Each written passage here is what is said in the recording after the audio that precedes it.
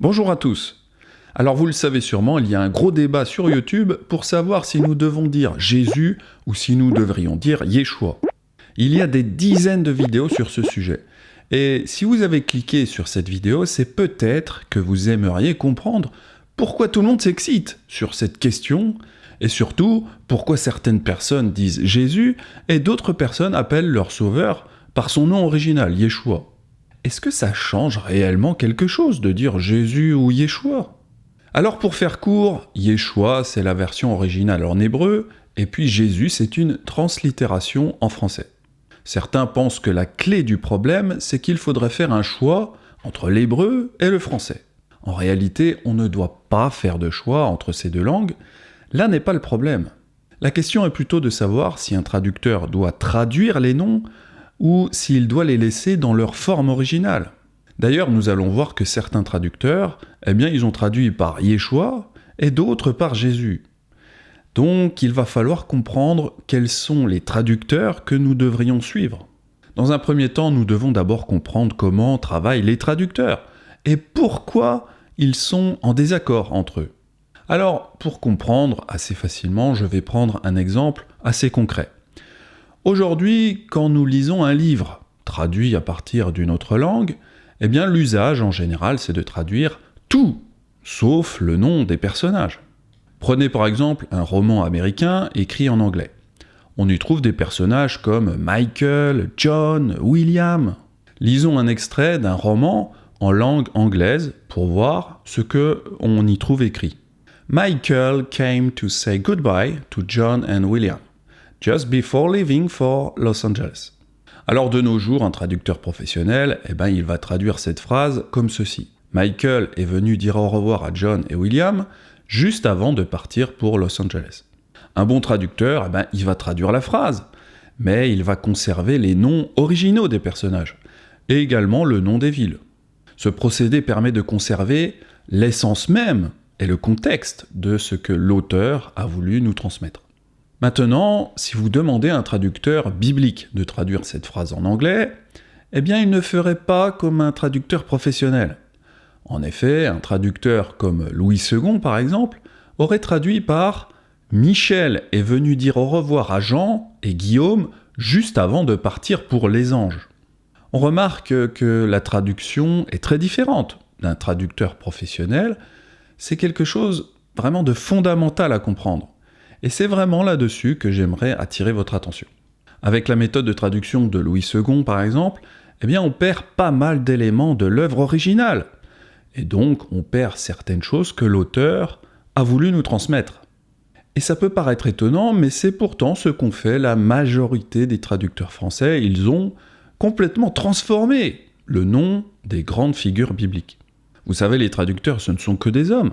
Et parfois, ils doivent prendre des décisions par eux-mêmes. Ça veut dire que, ils peuvent se tromper, et que par conséquent, nous pouvons être trompés par leur faute. Car notre foi s'appuie sur ce que nous lisons dans notre Bible française. Alors on pourrait se demander quelle est la meilleure façon de traduire. Celle de conserver les noms originaux, ou alors celle de faire des adaptations, où Michael devient Michel, William devient Guillaume, et John devient Jean. Alors dans le petit monde des traducteurs, il existe plusieurs méthodes pour traduire les noms et les prénoms. Ça veut dire qu'il n'y a pas une vérité unique quant à la manière de traduire les noms bibliques. Je vous demanderai d'être attentif, parce qu'une fois qu'on comprend les différentes méthodes de traduction, alors on comprend rapidement où se situe le problème. Le premier procédé de traduction, c'est le plus courant, c'est ce qu'on appelle la conservation. C'est l'exemple que je vous ai donné pour la phrase en anglais.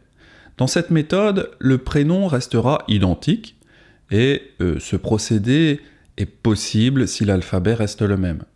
Comme de l'anglais au français, qui sont toutes deux des langues avec l'alphabet latin, c'est-à-dire ABCDE. Par contre, le procédé de conservation du cyrillique vers le latin, par exemple, ou alors de l'hébreu vers le latin, n'est pas possible. Donc ce premier procédé de traduction pour la Bible n'est pas réalisable. En effet, comme la Bible a été écrite en grec et en hébreu, ce n'est pas possible de conserver les noms puisque l'alphabet est différent. Parlons à présent du deuxième procédé existant, il s'agit de la transcription.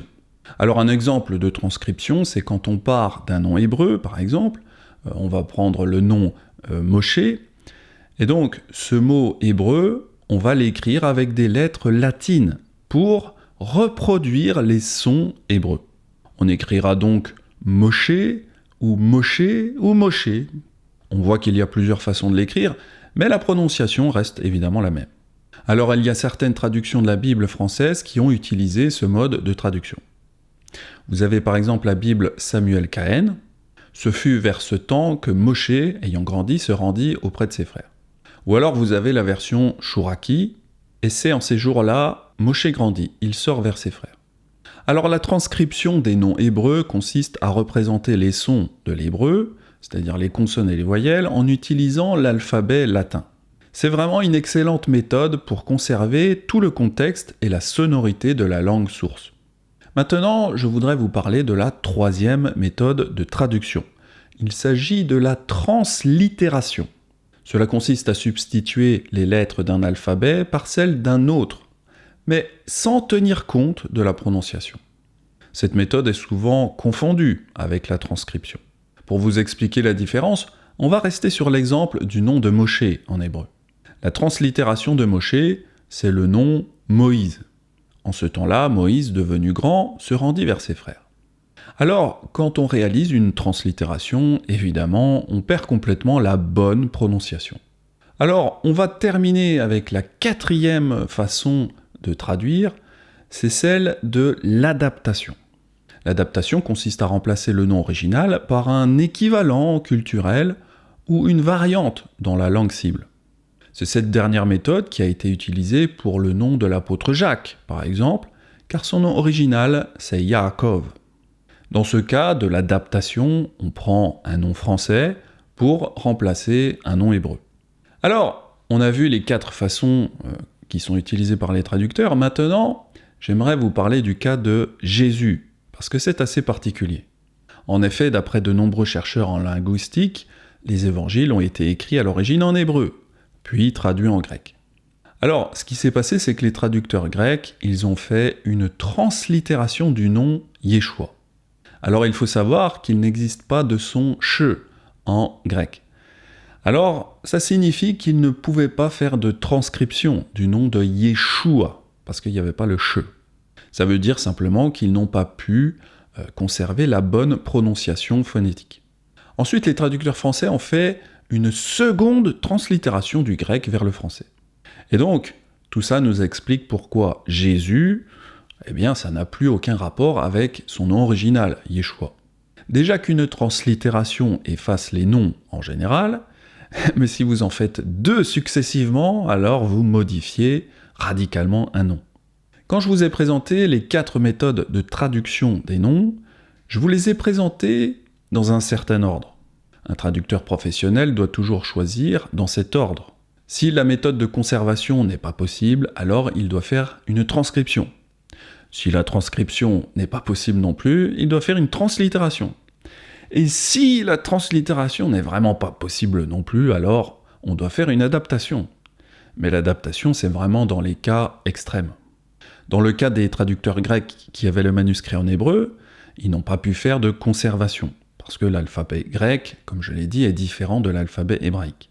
Et donc les traducteurs se sont rabattus sur la deuxième méthode, la transcription.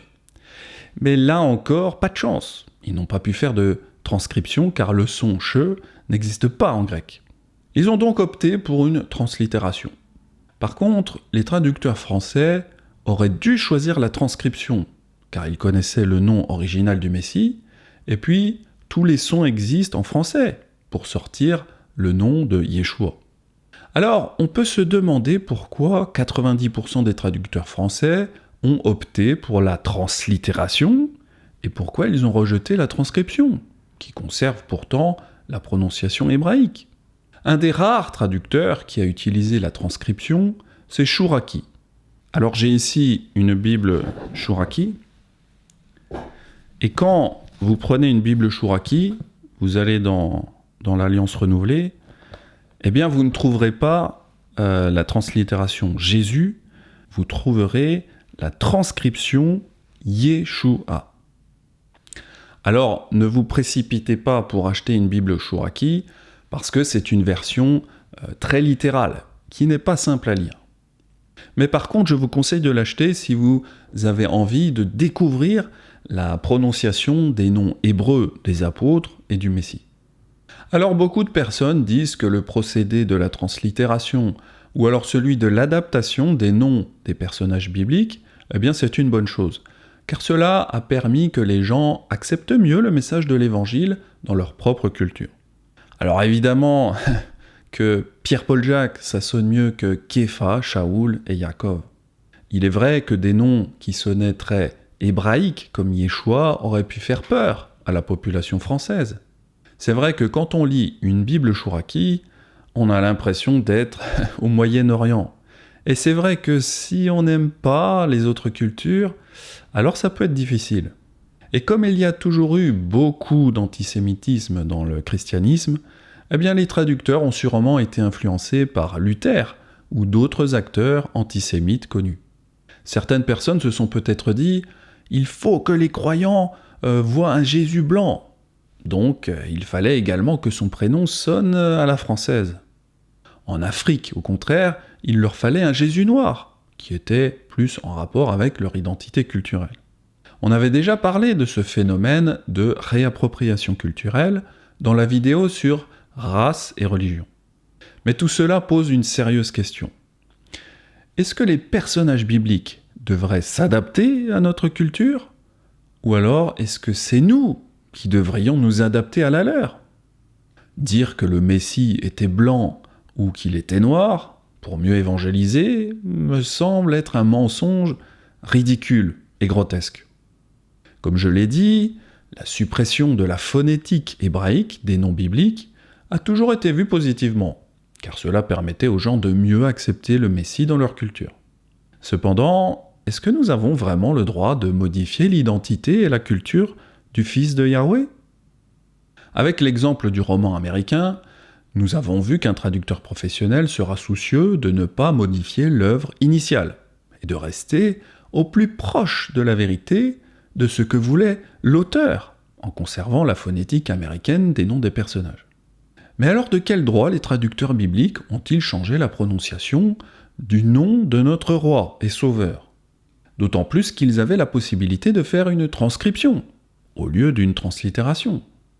Je me rappelle quand il y avait eu les élections présidentielles en France, j'avais entendu le candidat Zemmour dire qu'il aimerait bien qu'il y ait moins de prénoms étrangers en France. Zemmour voulait rétablir la loi de 1803 qui dit que seuls les prénoms sur le calendrier français pouvaient être choisis pour l'inscription à l'état civil. En gros, ce politicien disait que les personnes qui rentraient en France devaient être modifiées pour coller à la culture. J'ai un peu le sentiment qu'on a fait la même chose avec le Messie. Yeshua et les apôtres ont dû être francisés pour pouvoir rentrer en France et être lus par les Français. En gros, Yeshua a dû plier le genou devant la culture française. Mais vous savez, le Messie, c'était un sémite. Mais on a fait de lui un blanc. Et puis son nom Yeshua, qui sonnait trop sémite, a été modifié pour celui de Jésus, parce que cette phonétique était mieux acceptée des Français. Vous savez, dans le métier de traducteur ou de linguiste, il y a quelques pointures, comme par exemple le professeur Jean-Paul Vinet, qui est reconnu comme étant l'un des grands précurseurs de la traductologie. Le mec a fait la Sorbonne, il a une maîtrise en phonétique et philologie, à l'université de Londres, il a été enseignant, inspecteur principal en langue moderne à Paris, ensuite il est parti pour le Canada où il fonda le département de linguistique à l'université de Montréal, enfin bref, il a un CV long comme le bras. Mais écoutez bien ce que dit ce spécialiste concernant le procédé d'adaptation. Adaptation. On recourt à l'adaptation dans des cas extrêmes, lorsqu'aucun autre procédé ne peut être utilisé. Le plus souvent pour traduire des situations ou des réalités, culturelles par exemple, qui n'existent pas dans la culture cible. Attention toutefois à ne pas systématiquement assimiler toute réalité culturelle de la langue d'origine à un équivalent plus ou moins égal sur le plan culturel de la langue cible. Il faut tout de même réfléchir aux questions d'identité culturelle, aux dangers de l'assimilation, et à l'élan potentiellement nationaliste ou impérialiste qui peut sous-tendre l'adaptation et la traduction. En gros, ce spécialiste confirme ce que je dis, car le procédé de traduction écrase parfois l'identité culturelle de l'œuvre originale. De plus, il dit qu'on doit utiliser ce procédé d'adaptation uniquement dans les cas extrêmes. Mais dans le cas de Yeshua, il y avait la méthode de la transcription, qui était la plus logique. Mais elle a été écartée. Donc ce professeur, qui est un érudit de la traduction, confirme qu'un traducteur devrait toujours utiliser la méthode la plus proche de l'œuvre originale. Au contraire, les traducteurs bibliques ont utilisé l'adaptation dans le cas des apôtres et la translittération pour Yeshua, dans le but de dissimuler la prononciation sémitique. Comme le dit ce professeur, il est possible que ce soit un état d'esprit nationaliste qui a conduit les traducteurs à repenser le nom du Messie. Cet état d'esprit xénophobe les a peut-être conduits à renier l'essence même du métier du traducteur, à savoir conserver la vérité du texte original. Et s'il y a bien un livre où il faut rester coûte que coûte dans la vérité, c'est bien la Bible. Les traducteurs bibliques ont malheureusement fait de nombreuses modifications phonétiques et culturelles, comme Yeshua qui est devenu Jésus, Képha qui est devenu Pierre, ou Yohanan qui est devenu Jean, etc. Aujourd'hui encore, lire une Bible en français nous donne l'impression que les personnages bibliques avaient une culture française, qu'ils fêtaient Noël, qu'ils mangeaient du porc et qu'ils parlaient français, alors qu'en réalité ils étaient à des années-lumière de pratiquer ces choses-là. Le procédé de translittération et d'adaptation a complètement écrasé et éclipsé la culture du Messie et de ses disciples. Vous savez, quand j'ai lu pour la première fois une Bible Chouraki, je me suis pris une baffe culturelle qui m'a ouvert les yeux sur de nombreuses choses et beaucoup de mensonges sont tombés en moi.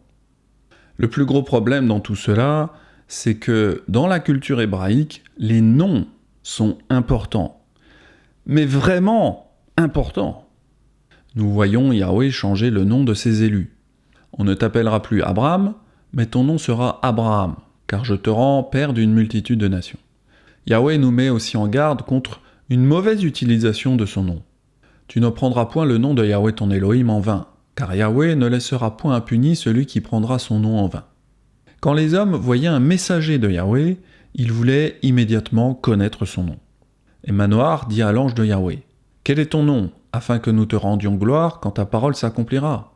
Yaakov l'interrogea en disant, « Fais-moi, je te prie, connaître ton nom. » À travers ces quelques exemples, nous voyons que les noms sont extrêmement importants dans la culture sémite.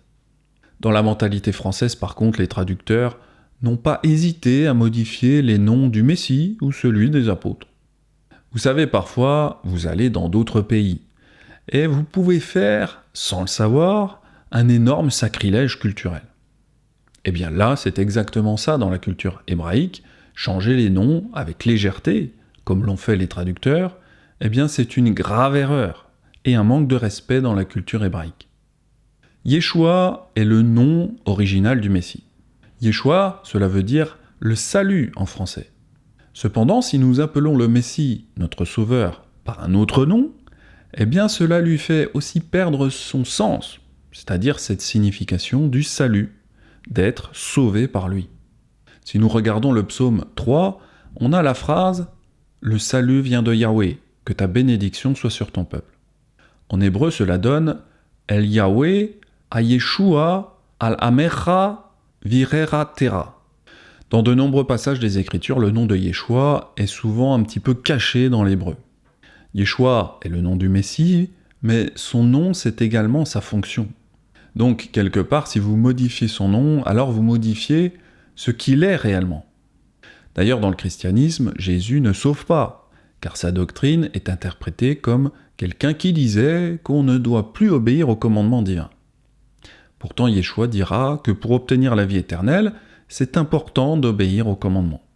Et voici un homme s'approcha et dit à Yeshua, « Maître, que dois-je faire de bon pour avoir la vie éternelle ? Si tu veux entrer dans la vie, observe les commandements. » Ce que je veux dire, c'est que le travail des traducteurs bibliques français a probablement eu des conséquences sur le message même de la bonne nouvelle, qui est incomplet dans le christianisme. En effet, la foi chrétienne est différente de la foi annoncée par le Messie. Si vous voulez en savoir plus sur la foi originelle, vous devriez regarder l'étude qu'on a faite sur ce sujet. Mais le plus gros problème dans le fait d'avoir remplacé le nom du Messie par celui de Jésus, c'est que le nom de Yeshua, c'est pas juste un nom comme les autres, c'est aussi une arme et un outil pour plusieurs actions à mener dans le monde spirituel. Par exemple, nous devons nous immerger dans son nom. Alors qu'Epha leur dit « Repentez-vous et que chacun de vous soit immergé au nom de Yeshua le Messie pour la rémission des péchés. Et vous recevrez le don du Saint-Esprit. » D'autre part, le nom de Yeshua est important car il nous demande de réaliser des prières en son nom. Alors ce que vous demanderez au Père en mon nom, il vous le donnera. Le véritable nom de notre Sauveur est aussi important, car c'est en son nom que tout genou fléchira. C'est pourquoi aussi Elohim l'a souverainement élevé, et lui a donné le nom qui est au-dessus de tout nom, afin qu'au nom de Yeshua, tout genou fléchisse dans les cieux, sur la terre et sous la terre. La parole ne nous dit pas que tout genou fléchit avec l'adaptation de son nom à la culture du pays. Non, la parole nous dit que tout genou fléchit avec son nom, c'est-à-dire son nom original. Et cela fait une énorme différence. Dans la majorité des pays dans le monde, les traducteurs ont traduit les noms bibliques pour les accommoder à la culture des pays. Donc cette erreur n'est pas uniquement présente en francophonie. Le nom de Yeshua a été adapté dans bien des pays du monde. En arabe, c'est Haïssa. En russe, c'est Isus. En tchèque, c'est Ježíš. On voit vraiment qu'on est très très loin de son nom original. Maintenant, laissez-moi vous poser une question. Pourquoi acceptons-nous de lire des romans étrangers où les noms sont parfaitement conservés, alors que quand il s'agit de la Bible, un livre infiniment plus important, alors nous acceptons des noms qui n'ont plus rien à voir? Pour un roman étranger, on ouvre les bras à la culture de l'auteur, mais avec la Bible, on se ferme aux racines hébraïques. C'est quoi cette attitude antisémite? Je vais maintenant prendre un exemple pour vous expliquer le problème. Prenons le cas de l'apôtre Jacques. En hébreu, son nom se dit Yaakov. Ce prénom, Yaakov, a d'abord été traduit par Jacob dans la Torah. Yaakov vers Jacob, c'est une translittération qui modifie pas mal la prononciation. Mais bon, ça reste mieux qu'une adaptation. Plus tard dans les évangiles, il a ensuite été adapté par Jacques. Je vous donne aussi cet exemple pour que vous compreniez la différence entre le procédé de translittération et la méthode de l'adaptation. Donc on part du même nom de départ, Yaakov, mais à l'arrivée, il y a des différences. Une question qui devrait vous sauter aux yeux, c'est pourquoi ne pas avoir gardé le même procédé de traduction dans la Torah et dans les évangiles. Ils ont utilisé une translittération pour l'Ancien Testament et une adaptation pour les évangiles, alors que c'est strictement le même prénom. Pourquoi cette volonté de créer une rupture entre la Torah et les évangiles? Alors certains diront que les évangiles sont en grec et la Torah en hébreu, mais ça c'est juste une excuse. Parce que même en partant du grec, on sait retrouver les noms hébreux. Et on sait que la version grecque est elle-même une traduction qui provient de l'hébreu. Parce qu'on a retrouvé beaucoup d'hébraïsmes dans le grec. Jacob dans la Torah est devenu Jacques dans les évangiles. Si vous montrez ce travail de traduction à un linguiste professionnel, il vous dira que les traducteurs bibliques ont réalisé un travail d'amateur et que ça manque de cohérence. Prenons un autre exemple. Johanan, dans le Tanakh, est devenu Jean dans les évangiles. Pourtant, c'est strictement le même prénom. Fils de Josias, le premier-né, Johanan. Car tous les prophètes et la loi ont prophétisé jusqu'à Jean. Bon, ici encore, il y a une translittération et puis une adaptation dans l'évangile de Matthieu. Si des prénoms strictement identiques ont été traduits différemment dans le Tanakh et dans les écrits de l'Alliance renouvelée, c'est en fait à cause de ce processus de réappropriation culturelle. L'origine de la réappropriation culturelle du Nouveau Testament, c'est cette idée que l'Église, avec un grand E, a remplacé Israël, la fameuse théologie du remplacement qui dit que l'Israël de l'Ancien Testament est devenu l'Église dans le Nouveau Testament. Dans la vidéo « Pourquoi Yeshua n'allait pas dans des églises », j'avais montré que l'Église n'est pas une nouvelle création de Yahweh. Le mot « Église » est simplement une adaptation du mot « Ecclésia », qui veut dire « assemblée ». Beaucoup de croyants en Jésus pensent qu'ils ont réinventé l'eau chaude avec ce nouveau mot « Église », alors qu'en réalité ce mot a toujours existé dans la Torah. Donc ce procédé de l'adaptation fait croire à des choses nouvelles, alors qu'elles ont existé depuis longtemps. Pareil pour la Nouvelle Alliance, on croit qu'elle a émergé dans le Nouveau Testament, alors qu'en fait elle existait déjà à l'époque de Moshé. Vous pouvez aller voir la vidéo sur ce sujet si cela vous intéresse. Les traducteurs français ont fait pareil pour le nom des apôtres. Ils ont voulu les rendre français, pour les arracher des racines hébraïques.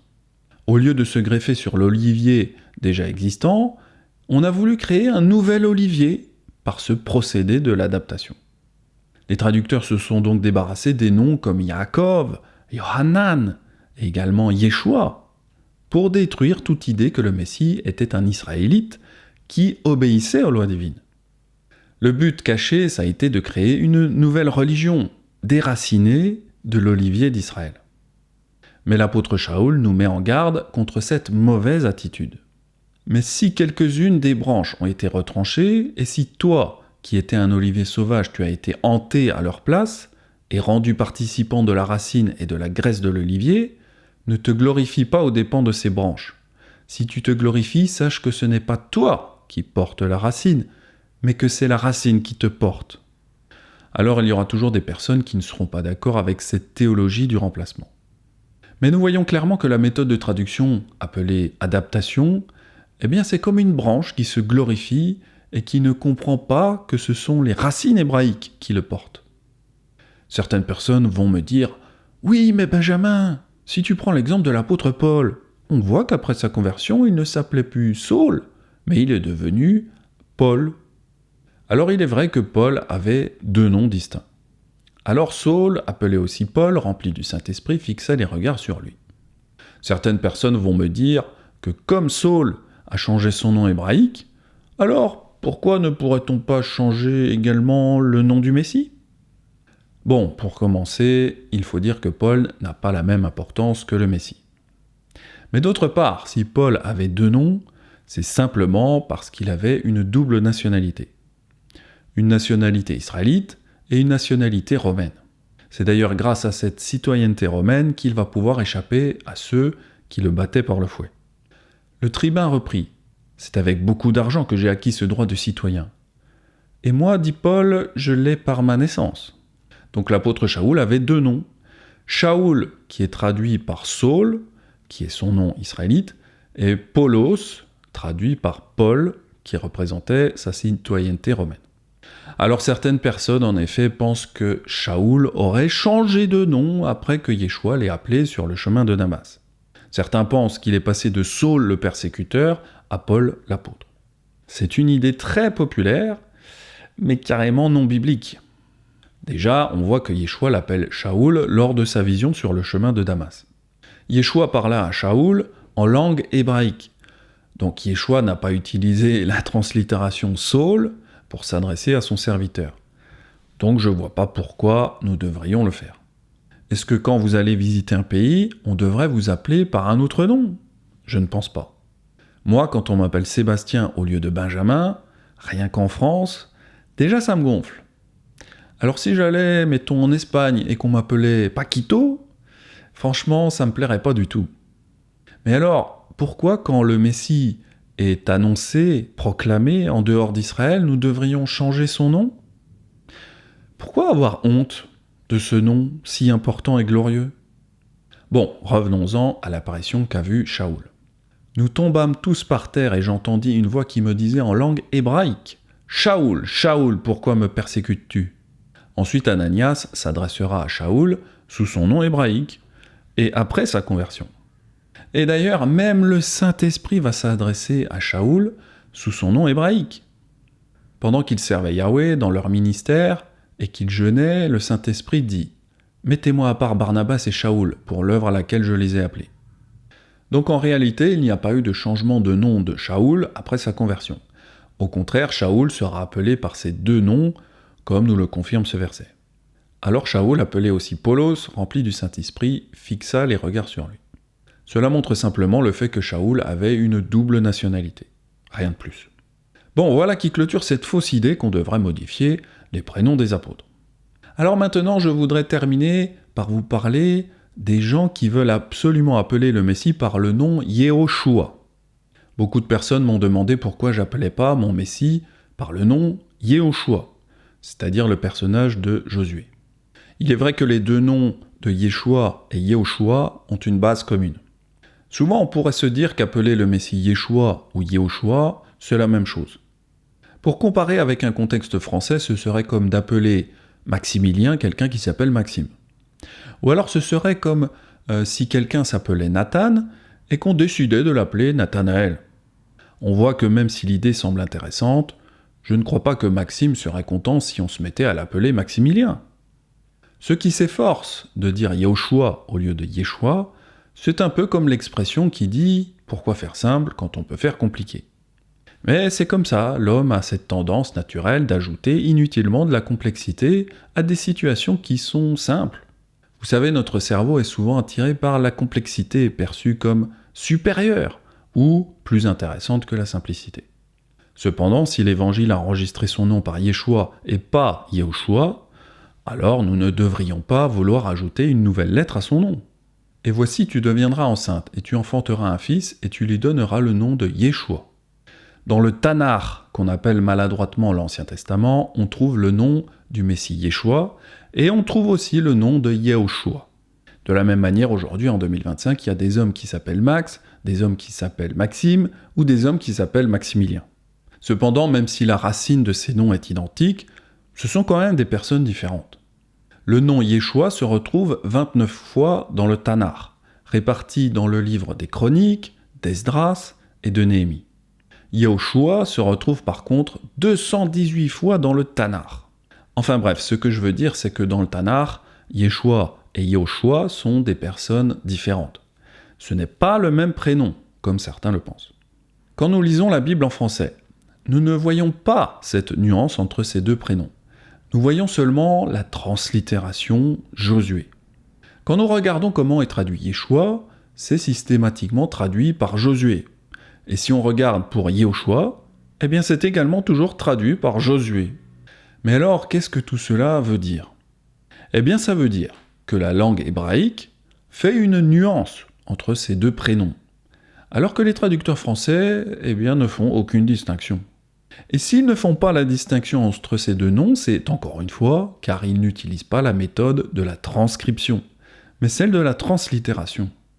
Et c'est pour cette raison qu'aujourd'hui les gens pensent que Yeshua et Yehoshua sont le même prénom. Voyez par exemple ici, c'est Yehoshua. Et on voit que c'est toujours traduit, enfin translittéré par Josué. Et puis si nous regardons le nom de Yeshua en hébreu, eh bien c'est aussi translittéré par Josué. Vraiment, ils se sont pas foulés. Alors cependant, il y a quand même une seule exception, celle du verset de Néhémie 11, 26. En fait, le prénom Yeshua est traduit 28 fois par Josué, donc 28 traductions fausses, mais à une seule reprise, il est traduit différemment, parce que c'est un verset qui parle du nom d'une ville et pas d'une personne. Justement, allons regarder cette exception dans le verset de Néhémie 11, 26. Alors on se dit, chouette, dans cet unique verset, les traducteurs ont essayé de faire la nuance entre ces deux noms hébreux. Voyons maintenant comment ils s'en sortent. Alors on a Second qui traduit par Jéchoua, Godet traduit par Jésua, Sassi traduit par Jésué, et il faut attendre la version Cahen qui traduit par Yeshua, et puis il y a aussi la version du rabbinat français qui traduit également par Yeshua, mais avec un Y. Et puis vous avez aussi la version pyroclameur qui traduit par Jesua. Vous savez, ce verset est très intéressant parce que finalement, une chose nous saute aux yeux. On voit que la méthode de translittération est une méthode complètement absurde.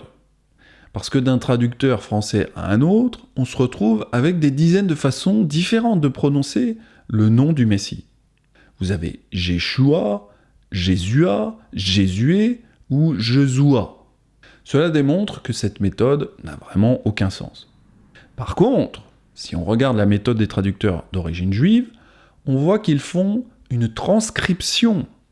Ça veut dire qu'ils essayent de garder la bonne prononciation.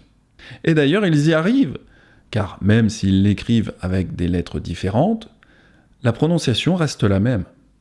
Les traducteurs français, par contre, eh bien, ils ne sont pas professionnels. Ils veulent absolument traduire la lettre Yod en utilisant un J, alors que la prononciation du Yod est beaucoup mieux transcrite phonétiquement avec un Y.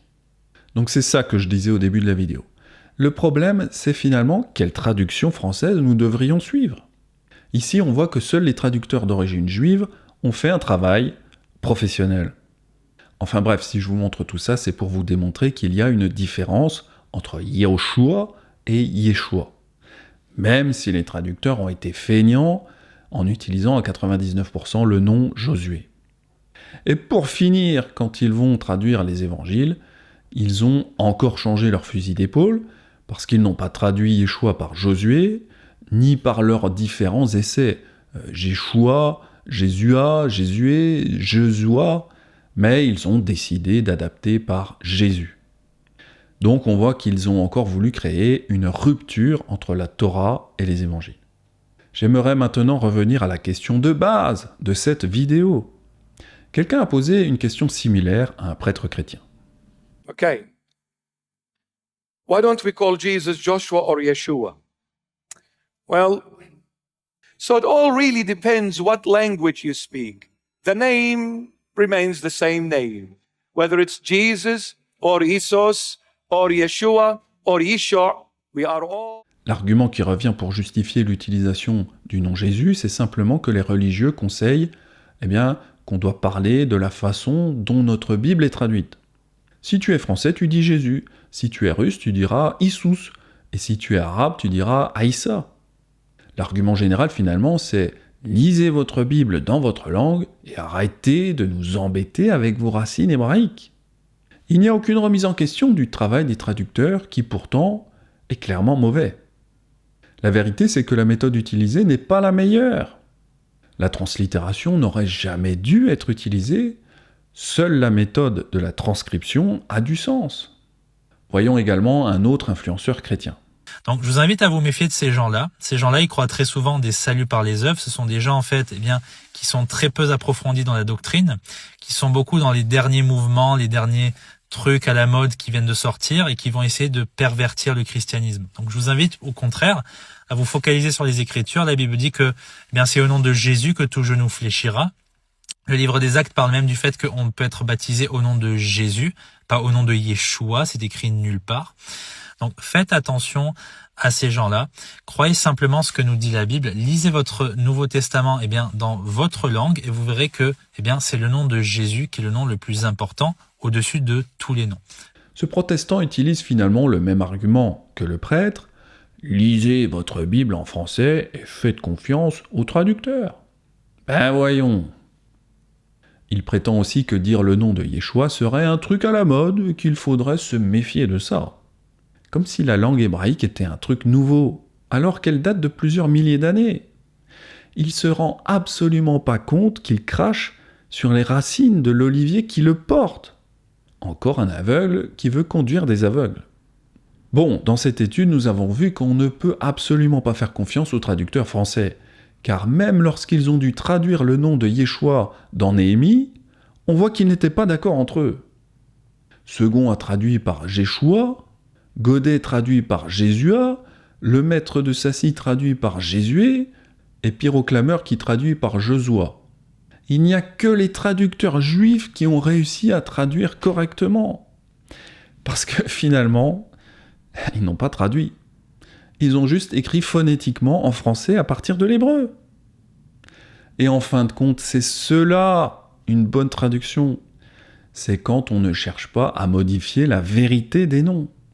Si je dois voyager en Espagne, en Allemagne ou en Chine, évidemment je vais faire un effort pour parler la langue. mais je ne vais pas changer de nom. Et je pense que vous qui regardez cette vidéo, vous comprenez ce principe évident. Un nom, ça ne se traduit pas. Ça se garde précieusement. À combien plus forte raison celui du roi des rois. Donc l'argument qui consiste à dire qu'on doit suivre les traductions françaises, ça tient pas debout, pour plusieurs raisons. La première, c'est que tout bon traducteur, soucieux de conserver la vérité de l'œuvre sur laquelle il travaille, il n'utilisera jamais le procédé de l'adaptation, et encore moins celui de la translittération. Un bon traducteur utilisera toujours les méthodes les plus proches du texte original. Et c'est encore le cas aujourd'hui. De Zio, on a vu que les traducteurs qui ont essayé de translittérer Yeshua dans Néhémie n'y sont même pas arrivés correctement. Il n'y a pas eu de consensus. En réalité, il n'y a eu que les traducteurs juifs qui ont réussi à garder quelque chose de cohérent. Donc à partir de toutes ces démonstrations, nous n'avons aujourd'hui plus aucune raison de dire Jésus. Cela ne repose sur rien, à part sur de la réappropriation culturelle, sur la théologie du remplacement, ou éventuellement l'incompétence des traducteurs. Je vous laisse choisir, mais c'est peut-être une combinaison des trois. Dire Jésus, c'est comme accepter d'une certaine façon ce rejet de la culture biblique. C'est une forme d'antisémitisme. La seule raison qui me pousse encore aujourd'hui à dire Jésus, ou à l'écrire, c'est dans un but d'évangéliser les chrétiens qui ne connaissent pas encore le véritable nom de leur Messie, et qui n'ont pas conscience d'avoir été trompés par les mauvaises traductions. Donc malheureusement, le nom Jésus a encore de beaux jours devant lui, car de nombreux dirigeants chrétiens maintiennent les croyants dans des mensonges, et notamment les influenceurs. La prochaine fois que vous voudrez utiliser le nom de notre Messie et Sauveur, que ce soit pour baptiser, que ce soit pour prier, ou pour faire plier le genou, demandez-vous ce qu'auraient fait les apôtres de Yeshua. Si son nom est si important, alors pourquoi ne pas simplement garder sa prononciation hébraïque ? Vous savez, la conclusion de cette étude, c'est que la bonne traduction d'un nom, c'est quand on ne traduit pas, on le dit simplement. Donc j'espère que cette vidéo vous aura donné envie de revenir à l'utilisation du nom original de votre Messie et Sauveur. Yeshua! Pour les autres noms, je crois que c'est moins urgent ou important. Alors dans mes enseignements, j'essaye quand même de prononcer la majorité des noms en hébreu, pas systématiquement, mais le plus souvent possible, notamment le nom des apôtres. Le but est surtout de se réapproprier la culture hébraïque pour mieux comprendre la parole d'Élohim. Merci d'avoir regardé la vidéo, je vous dis à bientôt pour de futurs enseignements nazaréens si Yahweh me le permet.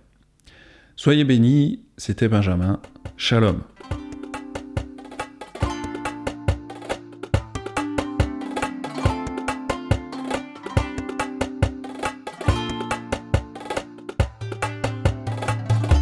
Thank you.